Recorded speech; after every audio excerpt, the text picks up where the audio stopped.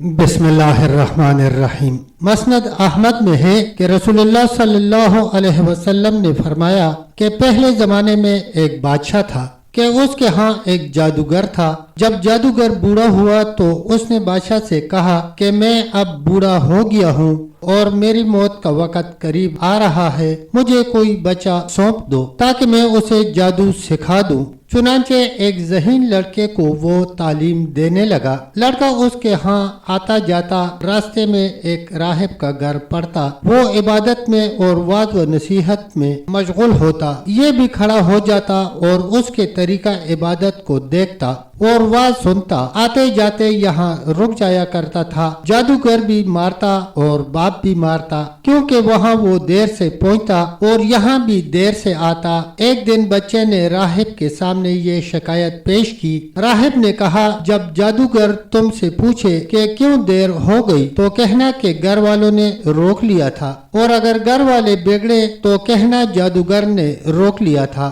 یوں ہی ایک زمانہ گزر گیا کہ ایک طرف تو وہ جادو سیکھتا تھا اور دوسری طرف کلام اللہ اور اللہ کا دین سیکھتا تھا۔ ایک دن یہ دیکھتا ہے کہ راستے میں ایک زبردست ہیبت ناک سانپ پڑا ہے جس نے لوگوں کی آمد و رفت بند کر رکھی ہے۔ ادھر والے ادھر اور ادھر والے ادھر ہیں اور سب لوگ ادھر ادھر پریشان کھڑے ہیں۔ اس نے اپنے دل میں سوچا کہ آج موقع ہے کہ میں امتحان لوں، راہب کا دین خدا کو پسند ہے یا جادوگر کا۔ اس نے ایک پتھر اٹھا کر اور یہ کہہ کر اس پر پھینکا کہ اے خدایا، اگر تیرے نزدیک راہب کا دین جادوگر کی تعلیم سے زیادہ محبوب ہے تو اس جانور کو اس پتھر سے ہلاک کر دے تاکہ لوگوں کو اس بلا سے نجات مل جائے۔ پتھر لگتے ہی وہ جانور ہلاک ہو گیا اور لوگوں کا آنا جانا شروع ہو گیا۔ اور پھر لڑکے نے جا کر راہب کو خبر دی۔ اس نے کہا، پیارے بچے، آج کے دن تو مجھ سے افضل ہے، اب خدا کی طرف سے تیری آزمائش ہوگی۔ اگر ایسا ہوا تو لوگوں کو میری خبر نہ کرنا۔ اب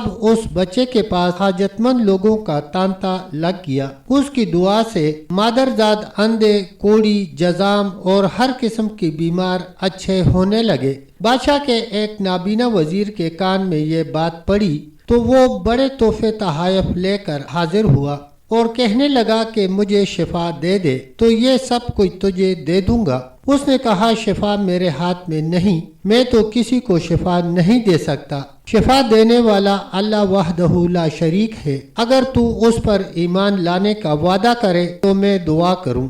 اس نے اقرار کر لیا۔ بچے نے اس کے لیے دعا کی، اللہ نے اسے شفا دے دی۔ وہ بادشاہ کے دربار میں آیا اور جس طرح اندھا ہونے سے پہلے کام کرتا تھا اسی طرح کام کرنے لگا۔ اس کی آنکھیں روشن تھی۔ بادشاہ نے متعجب ہو کر پوچھا کہ تجھے آنکھیں کس نے دی؟ اس نے کہا، میرے رب نے۔ بادشاہ نے کہا، ہاں، یہی میں نے دی ہیں۔ وزیر نے کہا، نہیں، میرا اور تیرا رب صرف اللہ ہے۔ اب بادشاہ نے اس کی مار پیٹ شروع کر دی اور طرح طرح کی تکلیفیں دینے لگا اور پوچھنے لگا، تجھے تعلیم کس نے دی؟ آخر اس نے بتایا کہ میں نے اس بچے کے ہاتھ پر اسلام قبول کیا ہے۔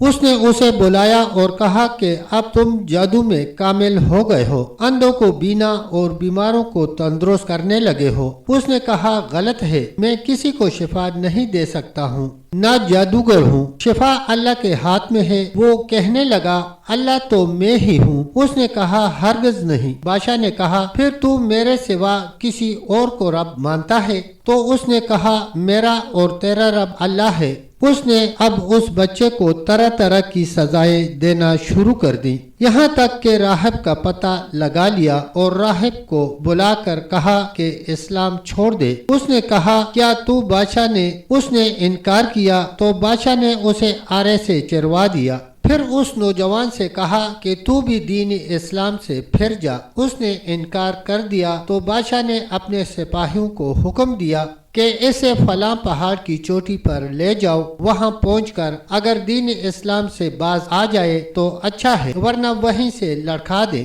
چنانچہ سپاہی اسے پہاڑ کی چوٹی پر لے گئے۔ جب اسے دھکا دینا چاہا تو اس نے اللہ سے دعا کی، اے خدا، جس طرح تو چاہے مجھے ان سے نجات دے۔ उस दुआ के साथ ही पहाड़ हिला और सब सिपाही लड़क गए, सिर्फ वही बच्चा ही बाकी बचा। वहाँ से बादशाह के पास चला गया। बादशाह ने कहा, ये क्या हुआ, मेरे सब सिपाही कहाँ हैं? बच्चे ने कहा, खुदा ने मुझे बचा लिया, वो सब हलाक हो गए। बादशाह ने अपने दूसरे सिपाहियों को हुक्म दिया कि इसे किश्ती में बिठाकर ले जाओ और समंदर में फेंक आओ। ये लोग उसे लेकर चले। बीच समंदर के पहुंचकर जब उसे फेंकना चाहा, फिर वही दुआ की, या अल्लाह, जिस तरह तू चाहे मुझे इनसे बचा। दुआ के साथ ही मौज उठी और सारे के सारे सिपाही समंदर में डूब गए, सिर्फ वही बचा बाकी बचा। फिर वो बादशाह के पास आया और कहने लगा, मेरे रब ने मुझे बचा लिया। ए बादशाह, तू चाहे कितनी भी तदबीरें कर ले, तू मुझे हलाक नहीं कर सकता। सिर्फ एक सूरत है, जिस तरह मैं कहूँ अगर तू उस तरह करे तो मेरी जान निकल सकती है। उसने कहा, वो क्या है? उस बच्चे ने कहा, तमाम लोगों को एक मैदान में इकट्ठा करो, फिर खजूर के तने पर मुझे सूली चढ़ा दो और मेरे तीर को मेरी कमान पर चढ़ा और बिस्मिल्लाह रब हाजल गुलाम, यानी अल्लाह के नाम से जो इस बच्चे का रब है, पढ़कर तीर मेरी तरफ फेंक दो। वो मुझे लगेगा और मैं मर जाऊंगा। बादशाह ने यही किया। तीर बच्चे की कनपट्टी में लगा। उसने अपना हाथ उस जगह रख लिया और राह खुदा में शहीद हो गया। उसके साथ ही चारों तरफ से आवाजें बुलंद हुई, हम इस बच्चे के रब पर ईमान ले आए।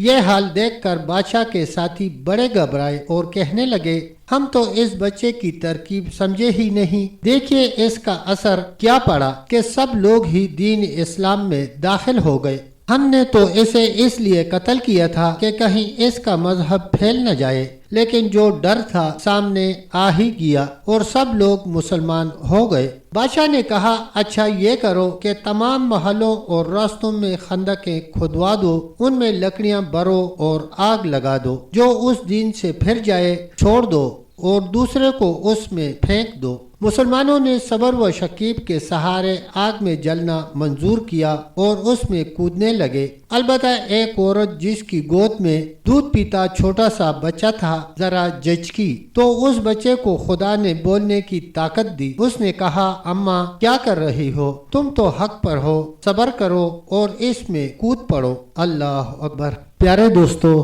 तब तक इतना ही। मिलते हैं इंशाल्लाह एक नई वीडियो के साथ। तब तक के लिए अल्लाह हाफिज, अल्लाह निगहबान।